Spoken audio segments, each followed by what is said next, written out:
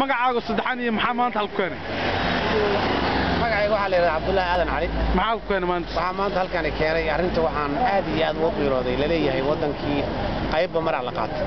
maxaad especially Kenya arinta ay ku dhaqaaqday oo la gashay nimanka la leeyahay dowladda ku balgaarka oo Soomaaliya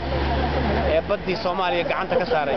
saadarteed waxaan aqbalay karnaa ma Soomaaliya hadana waa waxaan ka qeyraysanaa waayay maxaad u malaynaysaa inay Soomaalidu hadaba xal ku gaari karto maadaama ay dhibka ku jirto badaheeda la qaadanayo berigii dadku baabaa maxaa u malaynaysaa inuu xalka Soomaaliya ku jiro xalka Soomaaliya horta Allah wuxuu ku jiro Ilaahay baan weydiisanaynaa inuu xalka soo dedejiyo bal laakiin waa in ummadda Soomaaliya ay u wada laabataa waxa xaq u yahay waa islaamka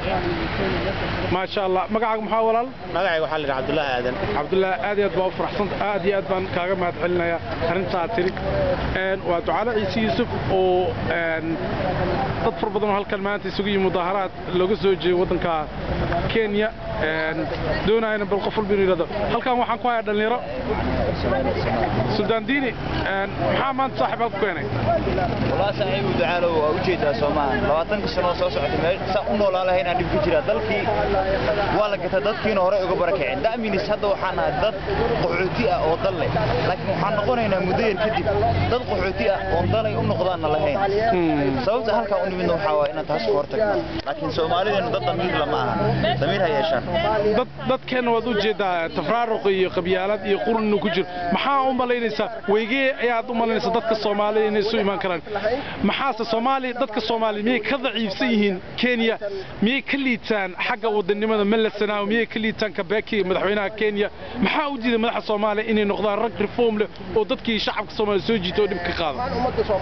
run ahaantii taas ma dhacaydo saan aaminsanahay maxaa yeelay dadka Soomaaliyeed qofka harqaanlaha wuxuu harqaan ku talayaa qabiil ku talayaa midka madaxda ah oo wasiirka ah meesha wuxuu ku fadhiyaa qabiil mid walba marka wuxuu rabaa inuu qabiil wax walba qabiil meesha hadda aan joogno maanta ninka rag midoo diiday waxa jira dhahaya walaalkay baa saxiixa meesha mana imaanayo micnahaas ka waran marka ma noqon karnaa Itoobiya iyo Kenya ma la tartami karnaa kula tahay leeba ma dhacayso ma la tartami ma u malaynaysaa inuu malas ka wadanisan yahay ragga Soomaaliyeed oo aan ku qilaas kara ilaa inay 10 milyan yihiin ma sidii kartaa malasna uu ka wadanisan yahay markii loo eego ragga Soomaaliyeed oo wali muslimo sheeganaya naam maxaa yeelay inuu ka wadanisan yahay waxa ku cadeynaysa dalkoodu wax ku soo bartay Soomaaliyeedna dalkeena Soomaaliya wax ku bartay milisanawi kadibna annagii oo dalkeena wax ku bartay oo afkan biyo nu gumaystay sababtu nu gumaysana waxa wadaniyad dhab ah oo xaqiiqo u leeyahay marka dadkeenu lama tartabi karaan milisanawi warigoodna ma gaarayaan laakiin waxaan rajaynaa one day inay dhici doonto inay soo raacaan insha Allah waxaan filaynaa dhalinyarada Soomaaliyeed meel kasta ay joogtay markay barnaamijkan daawadaan bal inay ka qiiradaan dadka baaba'san ee jooga Soomaaliya maadaama malaayiin Soomaaliyeed ay ku gaajoonayso wadanka Kenya waxaan maanta hortaagnaa safaaradda Kenya oo ku taalo wadanka UK oo la yiraahdo Great Portland halkan waxa jiraan dhalinyaro kale magaca walaal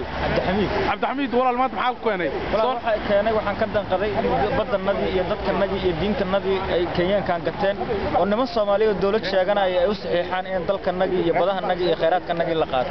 waaye maxaad u malaynaysaa xalka Soomaaliya maanta inuu ku jiro xalka Soomaaliya wuxuu ku jiraa dadka Soomaaliyeed isku yimaadaan geed hoostiis ay wada fariistaan ayagu ayadu ka tashadaan aan loo meerin wax dabada laga keen waaye qaran milisanaama maxaa u malaynaysaa miyuu ka wadanisan madaxda dalka Soomaaliya maanta